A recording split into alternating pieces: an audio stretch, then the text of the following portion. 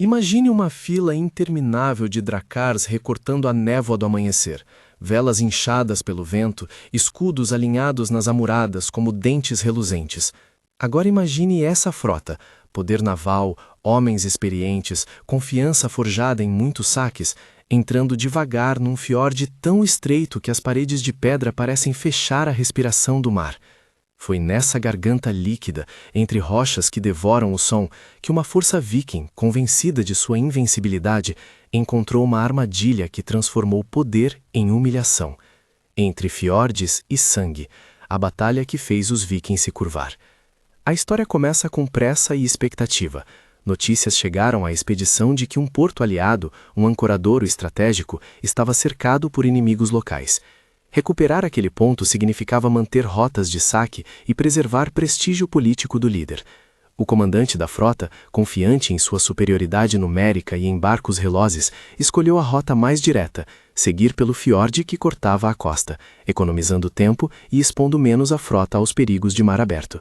Por baixo dessa decisão haviam pressões simples e humanas, reputação em jogo, pressa por saques, promessas feitas a homens que esperavam retorno rápido. Do lado oposto havia um jar costeiro que conhecia cada pedra, cada reentrância do fiorde. Vamos chamá-lo de Jar Eirik, ficcionalizado. Ele não tinha interesse em enfrentar a frota numa batalha aberta. Sua força era local, dispersa. Sua vantagem, o terreno. Eirik escolheu o caminho mais antigo da guerra, transformar o local em seu aliado mais leal. Começou a espalhar sinais calculados, boatos de retirada, luzes acesas em pontos falsos, mensageiros fingindo pânico que guiaram os invasores para a passagem mais estreita. De forma plausível e deliberada, ele plantou evidências que pareciam confirmar o desejo viking por rapidez. Distrações que chamavam a atenção enquanto a verdadeira defesa se ajustava em silêncio. Se você gosta de histórias de guerra que ensinam lições estratégicas, deixa o like e se inscreve. Fica comigo até o fim. A armadilha que vou descrever não foi apenas técnica, foi uma lição sobre humildade, terreno e informação. A geografia fez metade do trabalho. Fiordes são gargantas de mar entre paredes quase verticais. Ecos transformam ordens em caos, e correntes podem prender cascos como mãos invisíveis. Assim que os dracars avançaram para o ponto mais estreito, a frota perdeu manobrabilidade. Um navio à frente encalhou em um banco de areia escondido pela maré. Outro, tentando recuar, acertou rochas que não apareciam no mapa superficial que guiava os comandantes. Em questão de minutos, barcos alinhados ficaram encalhados, remos se partiram contra pedras e fileiras inteiras perderam a capacidade de virar.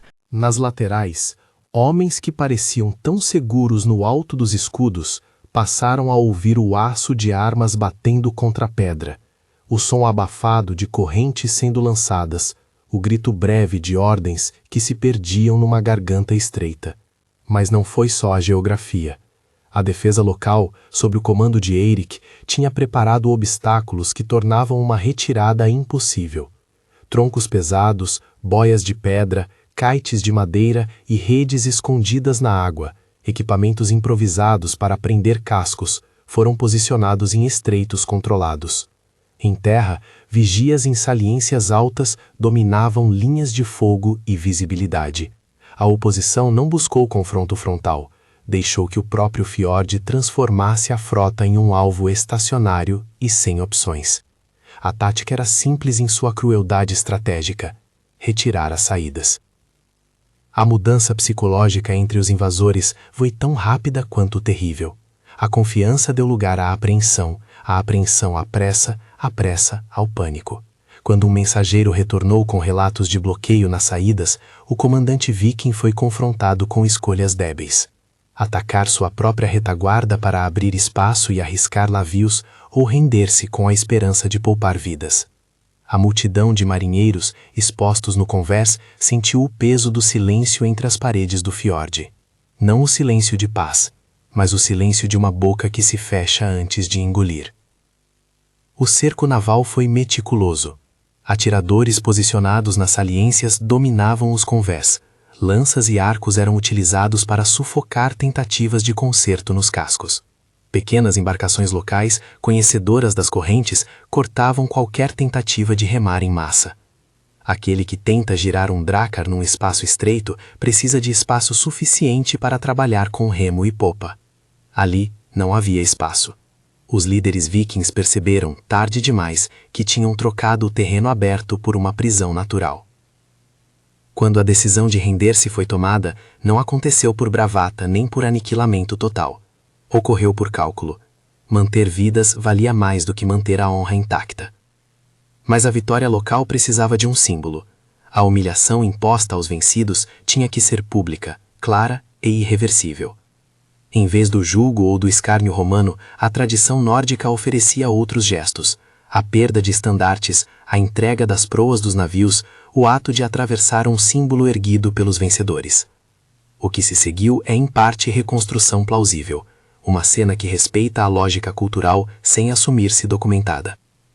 Os homens vikings foram obrigados a remar sem seus estandartes, com as armas amarradas e os elmos removidos, enquanto um arco alto de lanças e escudos era erguido na entrada do ancoradouro, uma passagem que simbolizava submissão. Sob aquele arco, alguns líderes tiveram que apresentar objetos simbólicos, bases de remo como sinal de entrega de controle sobre as embarcações, pequenos estandartes arrancados do mastro como sinal de derrota, e a promessa verbal de não retornar por um período estipulado.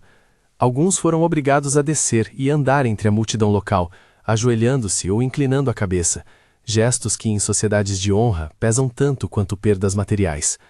Tudo isso foi feito diante de habitantes do porto e de vigias nas pedras, amplificando a sensação de humilhação coletiva. Vale reforçar, a descrição do ritual é uma reconstrução plausível, baseada em padrões conhecidos de símbolos de deposição de poder em sociedades medievais, e não uma transcrição documental de um evento específico. A intenção do vencedor foi clara: transformar a supremacia militar em submissão pública, corroendo a autoridade do líder e minando a moral das aldeias com histórias de derrota. As consequências foram imediatas e profundas. Politicamente, o comandante que guiou a frota sofreu perda de prestígio. Em sociedades guerrilheiras, reputação é recurso. Sem ela, alianças minguam, recrutas hesitam e rivais se aproximam. Um tratado foi negociado sob termos desfavoráveis: retorno de navios para inspeção, entrega de reféns e a perda temporária de direitos sobre o ancoradouro. Tecnicamente, navios foram danificados ou abandonados, homens foram feitos prisioneiros, e a notícia da humilhação correu rápido pelas costas vizinhas, alterando equilíbrios de poder. Mas a história não termina na vergonha. A humilhação funcionou como catalisador interno. Em muitas comunidades vikings, o insulto à honra incita a reação. Disputas pelo comando surgiram, com líderes secundários questionando decisões precipitadas. A perda expôs falhas, avaliações de reconhecimento inadequadas, informações aceitas sem verificação e excesso de confiança em velhas vitórias. A resposta foi dupla: contestação política imediata e aprendizado operacional duradouro. Os comandantes sobreviventes reorganizaram as forças, não apenas substituindo homens, mas reformando procedimentos. Reconheceram a necessidade de sondar estarias desconhecidas, de enviar botes exploratórios antes de comprometer a linha inteira, de confiar em guias locais após verificação. Regras simples mudaram: ordens de reduzir velocidade em passagens estreitas, uso cauteloso de sinais e contramedidas para desinformação. Em episódios posteriores, a mesma comunidade mostrou resiliência, recuperando prestígio por meio de campanhas bem coordenadas, vinganças pontuais e, sobretudo, por demonstrar que havia aprendido a lição sem sucumbir permanentemente ao revés. Do ponto de vista estratégico, essa emboscada é a encapsulação de vários princípios. O terreno pode anular a superioridade numérica, a informação é arma tão cortante quanto a lâmina, e a pressa, quando dita por orgulho, é inimiga da prudência. Há um aviso óbvio para qualquer líder: confiar apenas na própria fama é deixar uma lacuna perigosa para inimigos que conhecem o ambiente. A história ensina que a paciência, a verificação e o respeito pela geografia muitas vezes custam menos do que a velocidade de uma decisão impensada. Também há lições humanas. A humilhação pública foi um instrumento político e, como todo instrumento, corta dos dois lados. Para os vencedores, foi forma de consolidar a autoridade entre povoados arredores. Para os vencidos, foi motivo de vergonha e, eventualmente, de reforma. Não é apenas sobre quem venceu ou perdeu no campo de batalha, mas sobre como sociedades respondem à insignificância pública, como transformam a vergonha em motor de mudança ou em semente de fragmentação. Reconstruções plausíveis sugerem que, em muitos casos, a reação foi de reavaliação coletiva. Jovens guerreiros exigiram líderes mais prudentes, conselheiros pediram melhores práticas de reconhecimento, e alianças escancararam novas exigências de competência. Para nós, observadores modernos, há uma última moral tangível. Estratégia não é só números e força, é leitura do ambiente, validação da informação e humildade suficiente para adiar ambições diante de sinais de perigo. A história desse fiord nos lembra que a geografia é um ator silencioso em qualquer conflito e que o orgulho pode ser transformado em armadilha por aqueles que fazem do detalhe seu aliado. No fim, os Drakkar que entraram confiantes saíram marcados por algo que não era migrado por ferro, a memória da humilhação. Alguns proas foram reconstruídos, outros foram deixados como aviso. O Jau que arquitetou a emboscada consolidou o poder localmente, mas também sabia que uma vitória tão clara exige prudência. Vitórias tão duras provocam retaliações. Entre fiordes e sangue, a história fechou-se como um manual não escrito. Aprenda com o terreno, respeite a informação e nunca permita que a pressa, alimentada pela reputação, decida por toda a comunidade. Se você quis acompanhar até aqui, há mais episódios como este. Quer saber outra emboscada que mudou o curso de um conflito graças ao terreno? Assista ao vídeo sugerido na tela e não esquece de se inscrever para mais histórias onde estratégia e humanidade se cruzam.